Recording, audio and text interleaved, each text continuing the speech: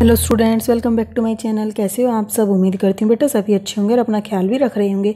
तो बेटा आज हम करने जा रहे हैं अपनी वर्कशीट नंबर 2, ठीक है, जो कि क्या है 7th क्लास के बेटा सोशल साइंस की है, जिसमें हम पढ़ रहे हैं ज्योग्राफी, ठीक है।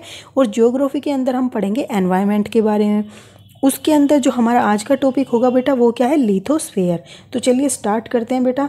बाकी सब्जेक्ट की मैंने वीडियो अपलोड कर दी है, आप चैनल पर जाकर चेक कर सकते हो, ठीक है। सभी सब्जेक्ट की मिल जाएंगी अलग अलग प्लेलिस्ट में।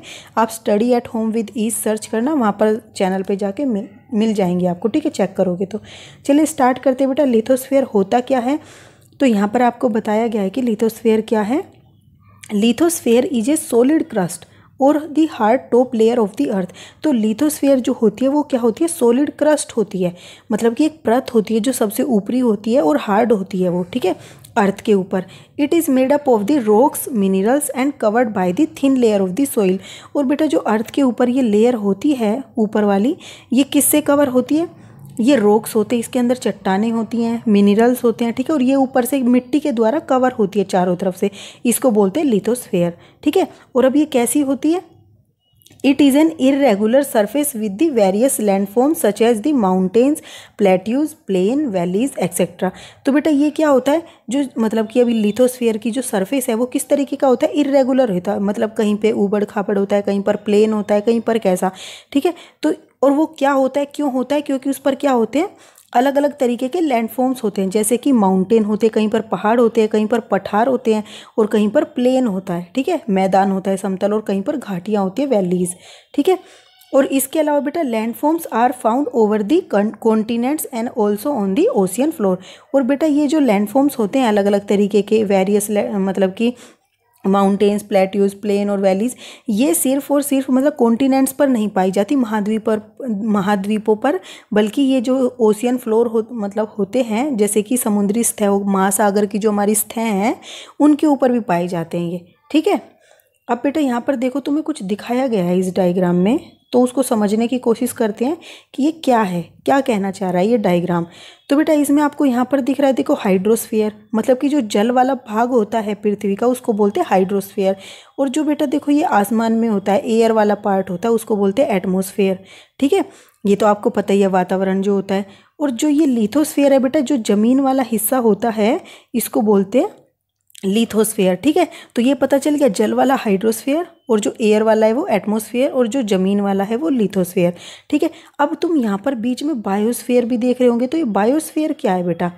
तो बायोस्फीयर देखो, जिसमें एयर का पार्ट भी आ जाए, जिसमें जल वाला पार्ट भी आ जाए, और जिसमें जमीन वाला पार्ट भी आ जाए, तो तीनों का कॉम्बिनेशन जो होता है, या तीनों के मिलाने से जो स्फीयर बनता है उसको बोलते हैं बायोस्फीयर। इसके अंदर क्या होता है, जीवन संभव हो पाता है, ठीक है। जब ये तीनों चीज़ें होंगी कहीं भी तभी जीवन संभव हो पाएगा, इनमें से एक भी चीज़ नहीं होगी तो बेटा जीवन संभव नहीं होगा, ठीक है। तो समझ में आ गया, बायोस्फीयर क्या होता है, हाइड्रोस्फीयर, मतलब कि वो किस किस को इंक्लूड करता है बायोस्फीयर, हाइड्रोस्फीयर को, लिथोस्फीयर को और एटमॉस्फेयर को, इन तीनों को इंक्लूड करने से बनता है बायोस्फीयर, जहाँ पर हम सब रहते हैं, ठीक है। और बेटा देखो लिथोस्फीयर के बारे में हम पढ़ रहे हैं, तो लिथोस्फीयर पर देखो ये इस तरीके का इलाका भी होता है, ठीक है। ये ऊंचे ऊंचे पर्वत भी होते हैं, ठीक है, पहाड़ भी होते हैं, बस्तियों के लिए भी जगह होती है, तो इतनी सारी चीज़ें यहाँ पर होती हैं, ठीक है। अब यहाँ पर बताया गया आपको डेफिनेशन के थ्रू कि लिथोस्फीयर है क्या। तो lithosphere is the domain, domain मतलब अक्षेत्र, तो lithosphere is the domain that provide us forest, यानी कि जंगल मिलते हैं जिससे हमें grass land for the grazing, और घास चरने के लिए पशुओं के बेटा क्या मिलता है, खाली मैदान मिलते हैं, ठीक है, घास वाले, और land for the agriculture and human, और बेटा क्या मिलता है, कृषि करने के लिए अक्षेत्र मिलते हैं, और बस्तियाँ जो होते हैं ह्यूमन, जहाँ पर रहते हैं इंसान, उनके लिए जगह मिलती है। तो ये पूरा सब मिलकर क्या बनाता है, लिथोस्फीयर बनाता है, ठीक है। अब यहाँ पर बेटा देखो ये बच्ची क्या बोल रही है कि it is also a source of mineral wealth, ठीक है। मिनरल वेल्थ मतलब कि इसके अंदर क्या होते हैं, खनिज लवण भी पाए जाते हैं, ठीक है। तो ये खनिजों का भी एक बहुत बड़ा सोर्स होता है, वो भी यहीं पर मिलते हैं। जैसे आप बोलते बेटा पौधों को खनिज लवण चाहिए, हम जैसे आयरन टैबलेट लेते हैं तो वो क्या होती है आयरन टैबलेट, वो एक तरीके का मिनरल होता है, ठीक है, खनिज लवण होते हैं वो, जिनको हम लेते हैं, तो ये भी हमें ज़मीन से ही मिलते हैं, जो कि लिथोस्फीयर का पार्ट होता है, ठीक है। अब बेटा कुछ क्वेश्चन कर लेते हैं इसमें जो हमें यहाँ पर दिए गए हैं। फर्स्ट क्वेश्चन क्या दिया है आपको, फर्स्ट दिया है, पहले क्या बोला है, right a name for each sentence by making the use of jumbled word. तो मतलब आपको यहाँ पर सेंटेंस दिए गए हैं और आपको बोला इन सेंटेंस को समझकर आपको जो जम्बल वर्ड दिए, मतलब कि आगे पीछे लेटर्स कर दिए इनके वर्ड्स के, और फिर इनको अरेंज करके आपको बताना है कि क्या हो सकता है। तो चलिए स्टार्ट करते हैं। फर्स्ट क्या है बेटा, सॉलिड पोर्शन ऑफ द अर्थ, मतलब कि जो सॉलिड पोर्शन है, ठोस मतलब कि जो हिस्सा है, जो हार्ड सरफेस है पृथ्वी का, पृथ्वी पे देखो क्या होता है बेटा, मतलब पानी वाला हिस्सा होता है एक तो, और एक होता है ज़मीन। तो ज़मीन पे भी कई तरीके के हिस्से होते हैं। तो जो ठोस वाला होता है उसको बोलते हैं कॉन्टिनेंट। क्या बोलते हैं, लिथोस्फीयर बोलते हैं, सॉरी। देखो जो ये होता है, ये पानी वाले को तो हाइड्रोस्फीयर बोलते हैं, और जो ज़मीन वाला हिस्सा होता है उसको क्या बोलते हैं, लिथोस्फीयर। ठीक है, तो यहाँ पर क्या लिख दोगे, लिथोस्फीयर। ठीक है, स्पेलिंग चेक कर लेना बेटा, आप ऊपर भी कर लेना चाहे, PH है ये, लिथोस्फीयर। ठीक है, नहीं तो आप यहाँ से देख लो बेटा कि ऊपर से इसकी स्पेलिंग क्या है, लिथोस्फीयर की, ये रही। ओके, अब सेकंड क्वेश्चन क्या है बेटा कि the large land mass of the earth surface. तो जो अर्थ सरफेस है, ठीक है, तो उसका जो मतलब लार्ज एरिया होता है, जो कि क्या होता है, ज़मीन होती है जहाँ पर, उसको क्या बोलते हैं, तो उसको बोला जाता है बेटा कॉन्टिनेंट। ठीक है, क्या बोलते हैं, कॉन्टिनेंट्स। ओके, तो ये हो जाएगा कॉन्टिनेंट्स।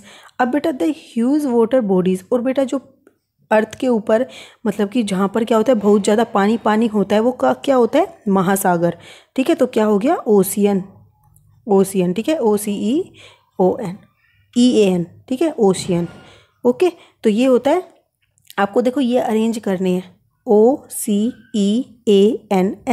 इसको बोलते हैं महासागर। तो ह्यूज वाटर बॉडीज को क्या बोला जाता है, ओशियन बोला जाता है। अब बेटा नेक्स्ट क्या है हमारा, हाईएस्ट लैंडफॉर्म, मतलब कि देखो ये ज़मीन है, अब इसके ऊपर जो हाईएस्ट लैंडफॉर्म होता है, मतलब इस तरीके का जो पार्ट होता है, इसको क्या बोलते हैं, पहाड़ बोलते हैं, माउंटेन बोलेंगे। ठीक है, तो ये क्या हो जाएगा, माउंटेन। ठीक है, इनको बोला जाता है पहाड़। अब फ्लैट लैंड जो होते हैं बेटा, बिल्कुल समतल होते हैं, उनको क्या बोलते हैं, प्लेन। क्या बोलते हैं, प्लेन। ठीक है, अब जो नेक्स्ट है बेटा वो क्या है, ए लार्ज हाई एरिया आएगा यहाँ पर। ठीक है, a large high area of flat land, मतलब कि देखो फ्लैट लैंड है, फिर उसका जो लार्ज एरिया है जो हाई वाला है। ठीक है, तो जो हाई एरिया हो गया, इसका जो फ्लैट लैंड हो गया, उसको क्या बोलते हैं बेटा, प्लेट्यू बोलते हैं। क्या बोलते हैं, प्लेट्यू, PLATEAUS। इसको बोला जाता है पठार या प्लेट्यू, जो मतलब कि समतल ज़मीन से ऊपर वाला जो हिस्सा होता है और फिर से समतल हो जाता है, तो उसको बोलते हैं प्लेट्यू। ठीक है, अब बेटा यहाँ पर area between range of the hills, तो मतलब कि जो दो पहाड़ियाँ हैं मान लो, इनके बीच का जो रास्ता होता है उसको बोलते हैं वैली। क्या बोलते हैं, वैली, यानी कि घाटी। ठीक है, तो जो पहाड़ियों के बीच से रास्ता निकल कर जाता है उसको बोलते हैं घाटी। ओके, तो ये थी बेटा आपकी आज की वर्कशीट। उम्मीद करती हूँ आपको अच्छे से समझ आ गई होगी। कोई डाउट हो तो फिर भी आप मेरे से कमेंट बॉक्स में पूछ लेना। ठीक है, तो इस वीडियो में बेटा इतना ही। अपना जो नेक्स्ट टॉपिक होगा हम अपनी नेक्स्ट वीडियो में करेंगे। तब तक के लिए ऐसे हंसते रहिए, मुस्कुराते रहिए, पढ़ते रहिए और आगे बढ़ते रहिए। Thank you.